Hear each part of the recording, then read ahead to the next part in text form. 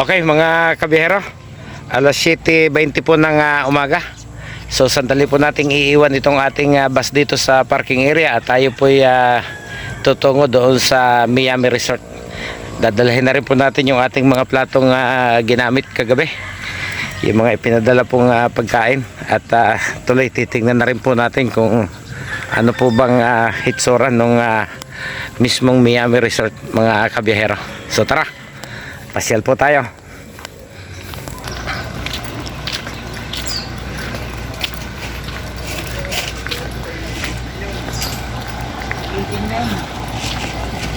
Ang pinakabungad po ay yung waterfront. Pag kayo po'y kumaliwa, marami po pong resort dyan. Yung pong Casa Pito, naipakita ko na rin po yan sa inyo last year. Yung West Wind, doon din po sa gawing kaliwa. At ito pong Miami ay ito pong patungo naman dito sa gawing kanan. Ayun, nauuna si Gabs. Dala-dala na po yung mga plato.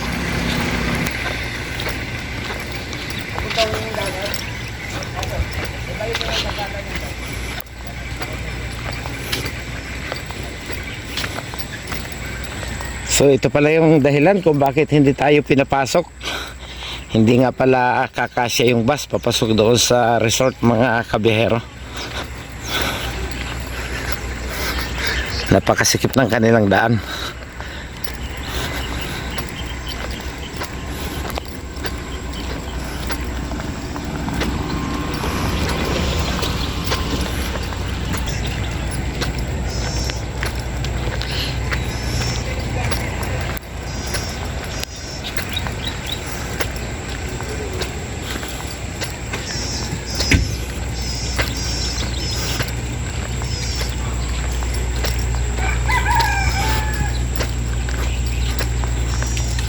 Mukhang excited na rin si Gabs na lumusong sa dagat para maligo. Ayun, laking ibon.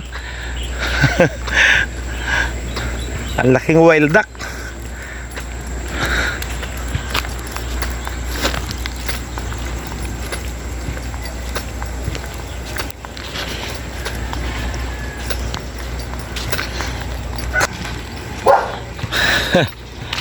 Talagang yung ating mga bus, kapag bus ang service ay hanggang doon lang sa may main road.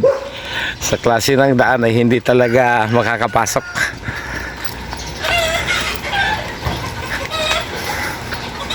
Napakasikip. Tama lang na pinara na tayo ng gwardiya doon.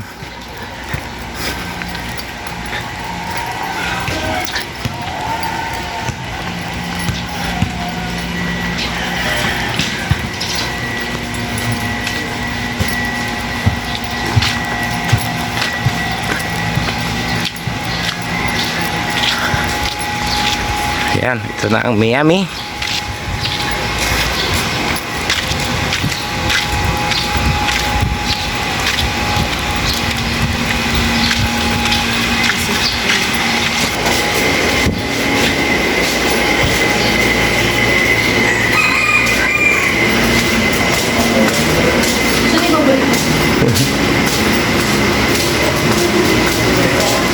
Agoy. Pagka galing po natin sa reception, ito po yung bumungad sa atin, isang malaking indoor swimming pool mga kabihero. Asan ang Nima? Isa uli natin yan. Ang Nima. Ha?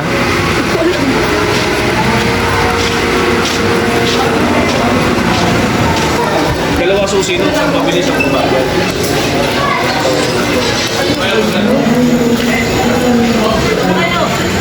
Sinama na namin doon. Ligo na. Kahit saan, sa dagat. Ligo ka. Ha? Ay, naman siya yung pool. Mamaya na. Kape, walang kape? Sandali, kunan ko lang sis maglusong. Huwag ka na magbasa ng sando. Babasa ka ng sando? Ngayon na ba?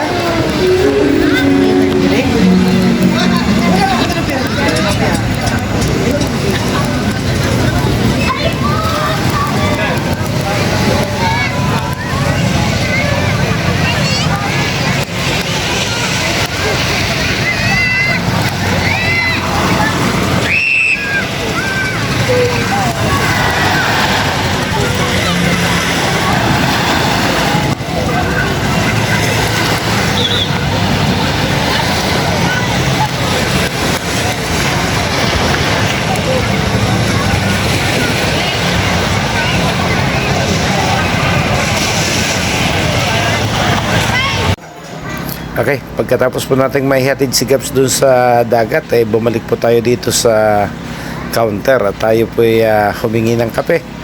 At habang nagkakape po tayo, eh, saka po tayo nagtambay-tambay dito sa ibabaw po nitong dalawang kiddie pool.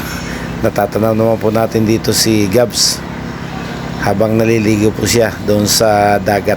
Tahimik naman po, kalmado yung tubig ng dagat, mga kabiyahero. So pagkatapos po nating magkape, eh, nag-ikot-ikot pong muli tayo. So ayan yung kanilang mga cottage at mga kwarto. Malaki po yung hotel ng Miami, mga kabiyahero. At yan po yung matatagpuan bago po dumating yung mismong poblasyon po ng bayan po ng Morong, mga kabiyahero.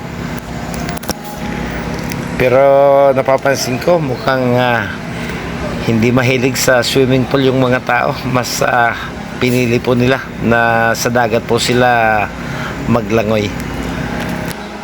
Ayun, natatanaw natin yung isang banana boat. At itong si Gabs naman eh parang nagbago na yata yung kulay ng balat sa loob ng mahigit 2 oras na paliligo dito sa dagat, mga kabihero. So bali yan po yung kabuuan ng resort ng Miami. Hanggang dito na lang po muna tayo at sana next week ay marami pa pong ibang resort yung ating mapasyalan.